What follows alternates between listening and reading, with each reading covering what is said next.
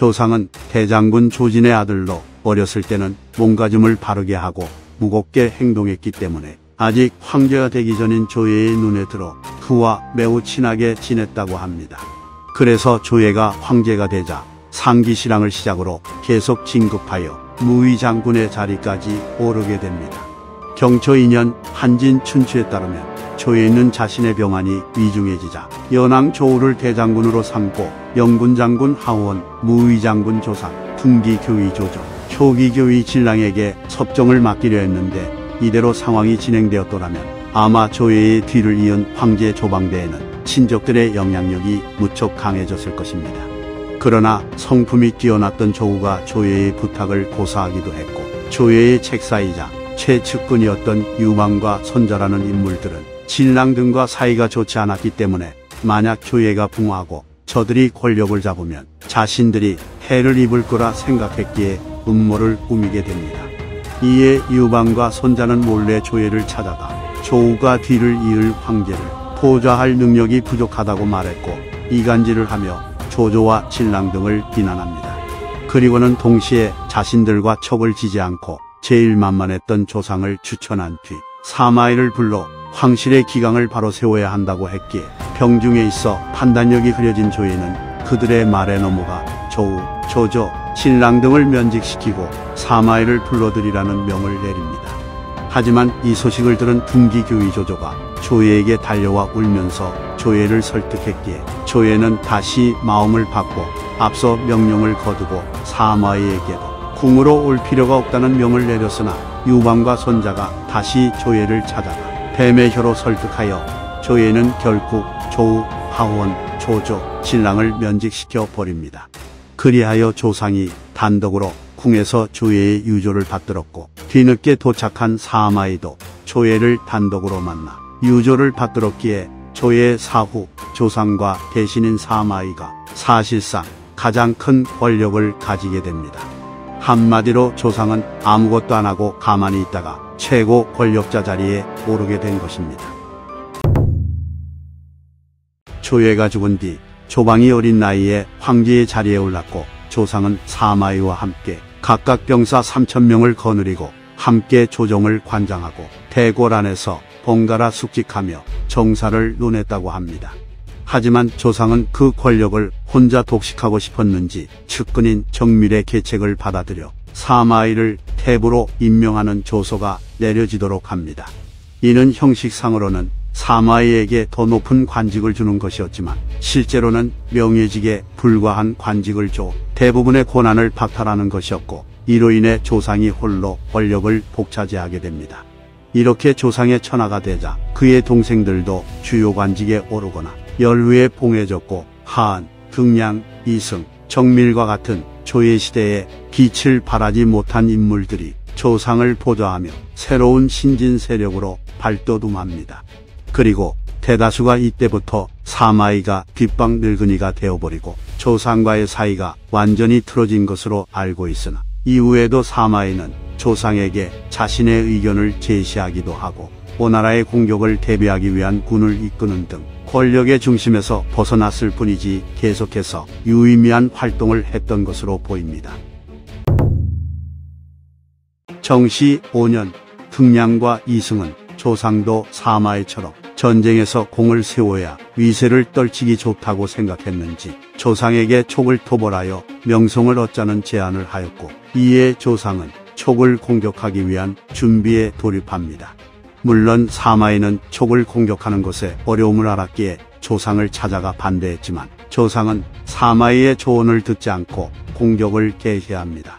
그리하여 조상은 복이 10만 명을 이끌고 한중 일대로 진군했고 낙곡을 따라 진격해 들어갔는데 총나라 장수 왕평이 흥세 주변에서 조상군의 진격을 막아버려 조상은 이러지도 저러지도 못하는 상황에 빠집니다. 게다가 산세가 매우 험하여 보급을 담당했던 백성과 이민족들이 울부짖을 정도였다고 하니 조상의 군대는 보급조차 원활하지 못했던 것으로 보입니다.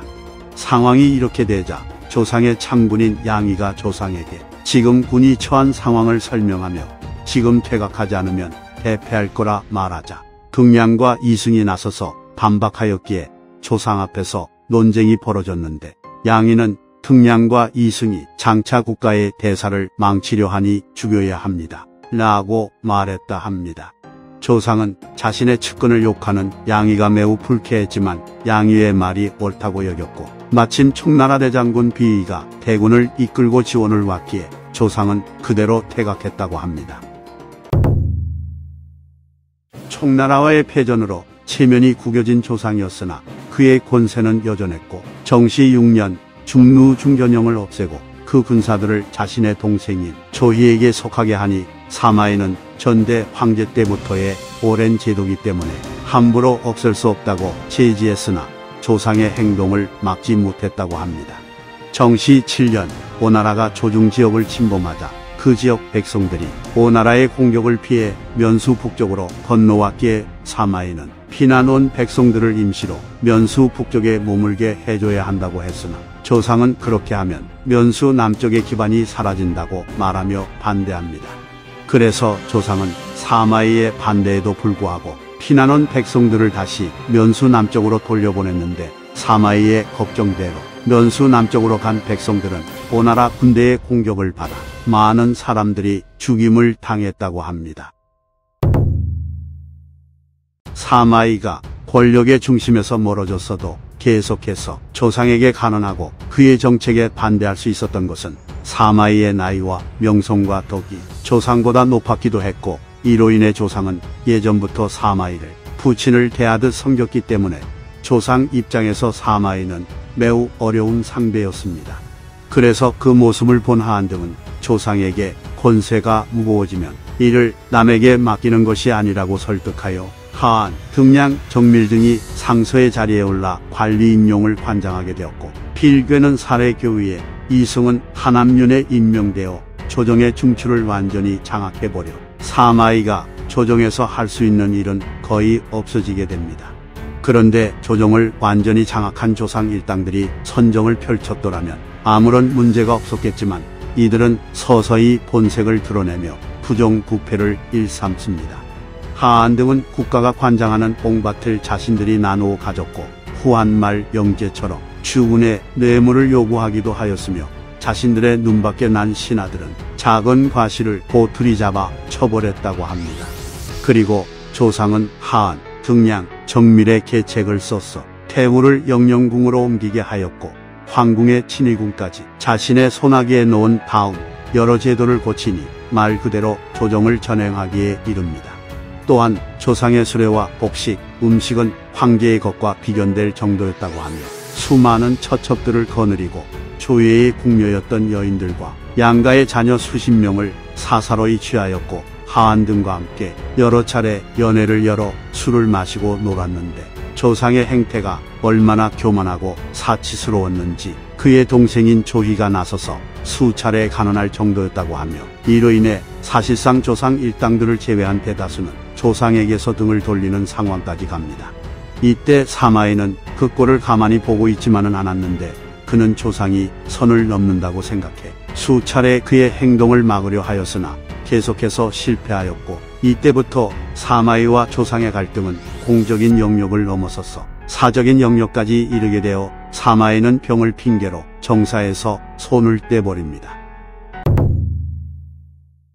조상의 감시와 견제 속에서 사마이는 병이 들었다 하여 집에 누워 있었는데 마침 이승이 형주 자사로 부임되어 임지로 가는 길에 사마이의 집에 들립니다.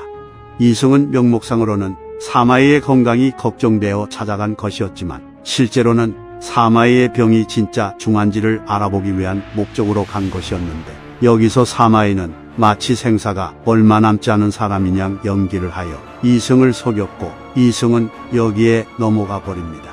그래서 이승은 조상에게 사마공은 시체와 다름이 없어 기운이 겨우 남아있고 육체와 정신이 이미 따로 놀고 있으니 걱정하실 필요가 없습니다.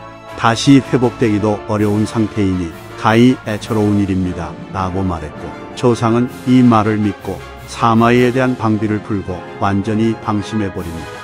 정시 10년 황제인 조방이 고평릉을 참배하기 위해 나서자 조상, 조이 등이 황제를 수행하게 되어 수도가 텅비게 되었는데 이때 이를 갈고 있던 사마이가 아들 사마사와 함께 미리 길러둔 사병들을 이끌고 수도를 점거해버립니다.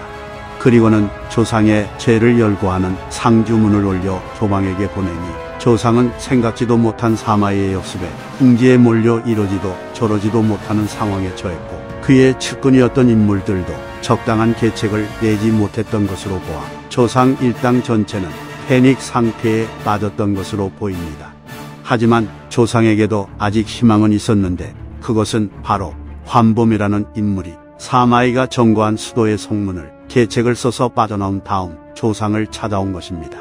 환범은 조상에게 황제가 우리와 함께 있으니 이긴 것이나 다름없다고 말하며 일단 허창으로 간 뒤 거기서 각 지역에 있는 병사들을 불러들여 사마이의 세력을 척결하자고 조언합니다. 그러나 조상은 환범의 계책을 받아들이지 못하고 계속해서 갈등을 하다가 시중 호윤과 상서 진태를 사마이에게 보내 그의 의중을 떠보게 합니다. 사마이는 자신을 찾아온 호윤과 진태에게 조상의 죄는 관직을 박탈하는 것에 그친다고 말했기에 호윤과 진태는 조상에게 돌아와 사마이의 말을 그대로 전했고 이에 조상은 사마이에게 항복해버립니다. 그리하여 마침내 조상의 천하는 끝이 납니다. 사마이는 약속대로 조상을 죽이지 않고 파면만 시킵니다. 그러나 과거 조상에게 궁녀 등을 바쳤던 황문장당이라는 인물이 부정한 짓을 저질렀다는 의심을 사서 구금되었는데 그는 뜬금없이 조상이 하한 등과 함께 은밀히 반역을 꾸며 군을 일으키려고 한다는 말을 내뱉습니다. 이에 사마이는 조상, 조희, 하한, 정밀, 등량, 필괴, 이승, 환범 등을 체포하여 주살하고는 3조까지 멸해버렸다고 합니다. 제 개인적인 생각으로 황제를 곁에 두고도 항복해버리는 조상이 과연 반역을 일으키려 했을까 하는 의문이 들며 애초에 사마이는 조상을 살려둘 생각이 전혀 없었고 장당이라는 인물을 이용해 거짓 반역에 누명을 씌워 조상 일파를 모조리 제거한 것이 아닐까 하고 생각해봅니다. 실제로 조상의 항복을 종용하기도 했던 대신인 장제가 조상의 부친인 조진의 공운을 봤을 때 제사를 잊지 못하게 할 수는 없지 않습니까? 라고 말하며 조상을 죽이면 안 된다고 간하였으나 사마이는 거절했다고 합니다. 조상은 권력을 잡은 뒤 막 나가긴 했으나 사람을 함부로 죽이지는 않았는데 왕숙이라는 인물이 조상에게 그의 측근인 하한과 등량을 한원제 시절 간신인 홍공과 석형과 비교하자 조상은 하한 등을 불러 모두 신중하게 행동하시오. 공경은 이미 그대들을 이전 세대의 악인들과 비교하고 있소이다. 라고 말했다 합니다. 또한 조상이 수하로 하여금 사람들의 집에 있는 목재와 물건들을 빼앗도록 시킨 일이 있었는데 이에 왕관이라는 인물이 조상이 빼앗은 물건들을 모두 기록한 뒤 다시 몰수하였고 신기한 공예품을 함부로 가져가려는 조상의 행동을 저지하자 조상은 왕관을 해하지는 않고 다른 관직으로 전임시키기만 했다 합니다. 조상의 죽음은 나비 효과가 되어 하우패가 총나라에 항복하게 만들었으며 훗날 광구검과 문음이 난을 일으키게 되는 계기 중 하나가 됩니다. 정사와 그 외의 기록에선 조상과 사마이의 다툼을 단순히 권력을 잡고 전행을 일삼던 조상 일파를 사마이가 나서서 척결한 것으로 묘사하지만 혹자는 조상 일파와 가깝게 지냈던 하우연이 부풍간인법의 폐단 등 위나라 정치의 폐단을 지적한 것과 앞서 조상이 권력을 잡고 여러 제도를 고쳤다는 사례를 들어 조상과 그 일파는 귀족 중심의 체제를 격파하려는 신진 세력이었고 사마이는 귀족들을 대표하는 현 체제를 유지하려는 세력이었다고 보기도 합니다. 이상 삼국지 인물열전 조상편 마치겠습니다. 재미있게 보셨다면 좋아요와 구독, 알림 설정 부탁드립니다. 감사합니다.